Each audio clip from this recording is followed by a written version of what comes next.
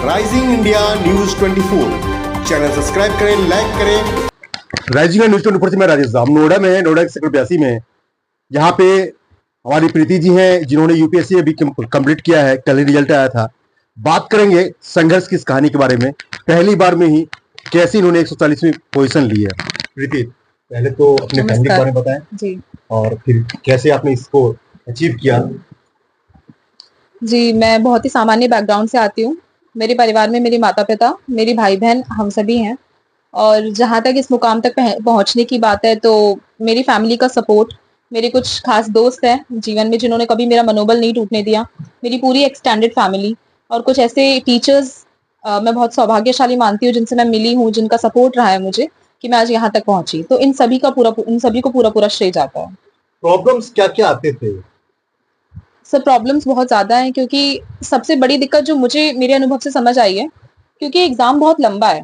केवल 1 साल आपको ये एग्जाम देने के लिए लगेगा, उसके अलावा 1.5-2 साल आप पढ़ाई भी करेंगे इस एग्जाम की, तो केवल 3 साल आपका केवल एक अटेम्प्ट देने के लिए लगेगा, इररिस्पेक्टिव ऑफ द रिजल्ट जो आता है जी। तो ये बहुत लंबा समय हो जाता है एक बच्चे के लिए। आमतौर पे जब जब बहुत तरह के प्रेशर है उस पर, चाहे वो लड़का हो या लड़की हो, बहुत तरह के प्रेशर है समाज की तरफ से, फैमिली की एक्सपेक्टेशंस हैं, दोस्तों को देखते हुए, तो बहुत सारे प्रॉब्लम्स होते हैं। और कई बार मैंने देखा है, मेरे केस में ऐसा नहीं हुआ, लेकिन मेरे बहुत से दोस्त हैं जो बार बार प्रयास कर रहे हैं लेकिन सफल नहीं हो पा रहे हैं। तो ऐसे में कई बार मनोबल टूट जाता है, तो इस तरह की दिक्कतें होती हैं। एक कभी नोएडा अथॉरिटी के भी है, नोएडा प्राधिकरण में उन्होंने 6ठी बार में जाके कंप्लीट किया है, 250वीं रैंक आई है। आपको उनके बारे में पता हो, दिव्य जी हैं। हाँ जी, तो उनके बारे में बताएं, मतलब इसी तरह के कंडीशंस वगैरह फेस करना पड़ता है, प्रॉब्लम फेस करने पड़ते हैं। बिल्कुल। आने वाले जो युवा है उनको क्या सही सुनाना चाहेंगे? अपने बस सिस्टर्स वगैरह या फिर आपके कजन्स वगैरह हैं उनके लिए? मैं अभी बहुत ज्यादा बड़ी नहीं हुई हूँ, मैं इन सभी की तरह ही एस्पिरेंट हूँ, कल 2:30 बजे से पहले तक, और अब भी बिल्कुल आप ही के जैसी हूँ। मेरा एक ही मंत्र आप सभी के लिए रहेगा, बस लगे रहिए, हो जाता है।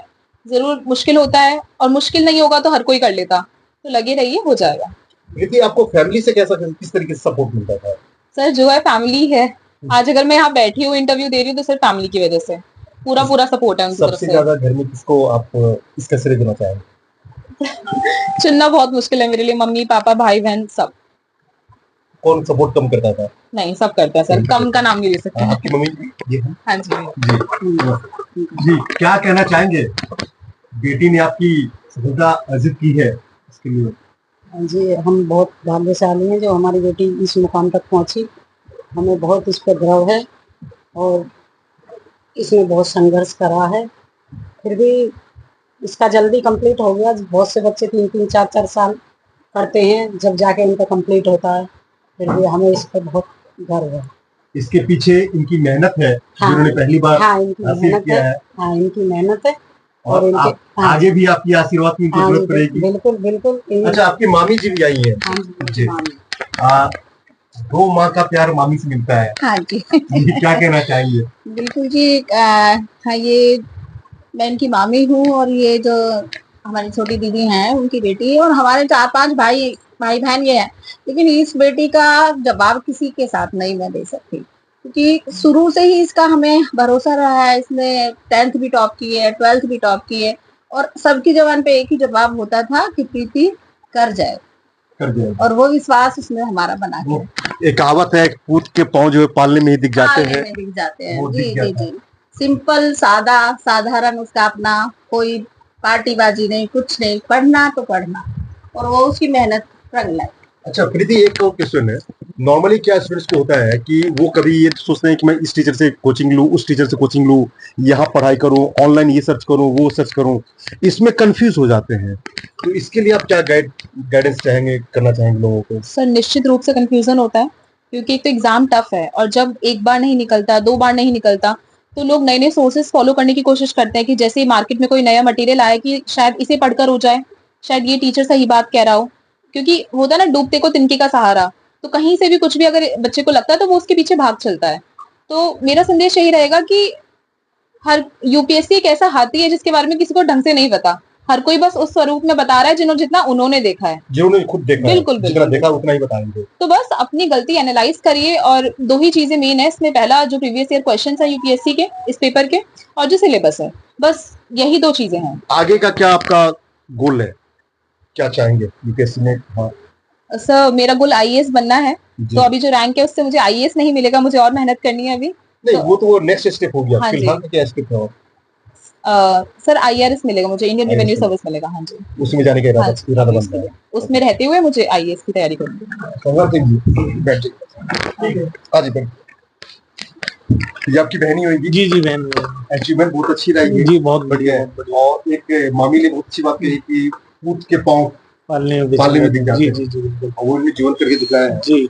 लेकिन ये संघर्ष आसान नहीं होता है। नहीं, आसान नहीं होता है। अभी मैंने एग्जांपल दिया है कि नोएडा प्राधिकरण के दुबे जी हैं, जी एग्जैक्ट नाम नहीं कंफर्म है, जी जी लेकिन उन्होंने 250 रैंक ली है जी और छठी बार उन्होंने पास आउट किया। जी जी जी आपकी सिस्टर ने पहली बार किया में है पास किया है। और मामी ने भी, मम्मी ने भी बताया जी है। जी जी और माँ की आंखों में खुशी हाँ, के आंसू खुशी भी के आए हैं, आंसू, बिल्कुल, ठीक है, उनके भी है, जी। लेकिन वो चीज दिखती नहीं है। दिखती नहीं बिल्कुल। क्या कहना चाहेंगे इसके लिए? नहीं, कहना बड़ा अच्छा लगा मैं कि बहन ने अपना फर्स्ट में ही क्लियर कर दिया, तो बड़ी खुशी की बात है। आपसे छोटी बहन है, जी छोटी बहन। आशीर्वाद क्या देना चाहेंगे? आशीर्वाद बहन है, बस आशीर्वाद है, बड़ी खुशी की बात है हमें भी कि हाँ बिल्कुल हम चाहेंगे कि आगे भी मतलब ये करें और प्रयास करें कि यस की तैयारी करें और बहन के भी दिए करने के लिए।